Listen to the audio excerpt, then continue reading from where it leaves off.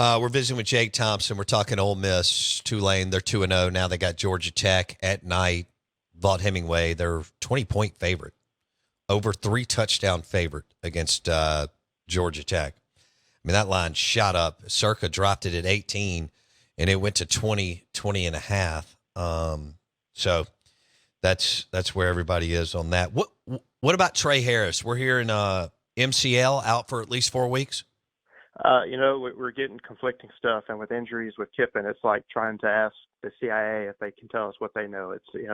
We asked him straight up Saturday, does it feel long term? And he kind of said quietly, no, it does not. And then kind of gave how we are with injuries here.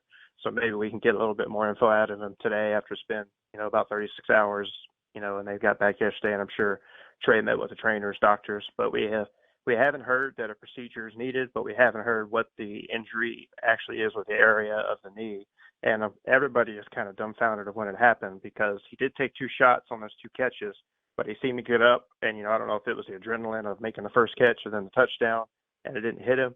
But then he just vanished, and it took everybody kind of to realize Tre Harris hasn't been out there. And so then everybody was trying to, retrace our steps of when he may have gotten hurt or when he came out.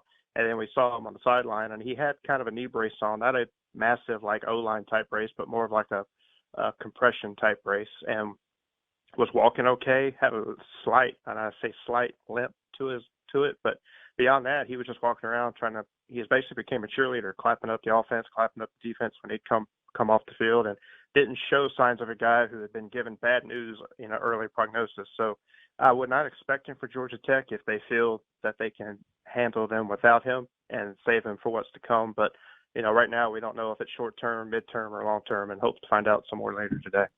Yeah. So he took a shot on that first pass right on the knee, Jake.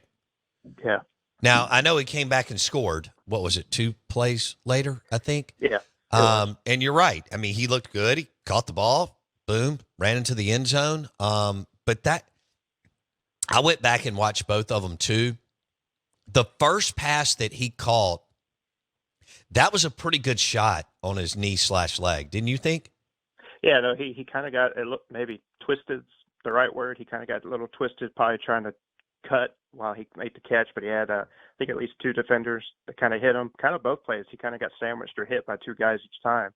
And that first one he did it was a little awkward, and like I said, it could, be adrenaline. I think that drive was 58 seconds, so he wasn't out there very long. And it probably hit him when he got on the sideline, and that's when he probably said, hey, somebody come take a look at me. Something doesn't feel right. But, yeah, no, that's my guess. It's either that first shot, because really the second shot he just kind of bounced off the guys and then turned and ran in. So if it was one of those, I'd say it was that first catch of the game. Don't miss one moment of the Out of Bounds Show with Bo Bounds. Weekdays, 7 a.m. till 10 a.m. on ESPN 105.9. The Zone.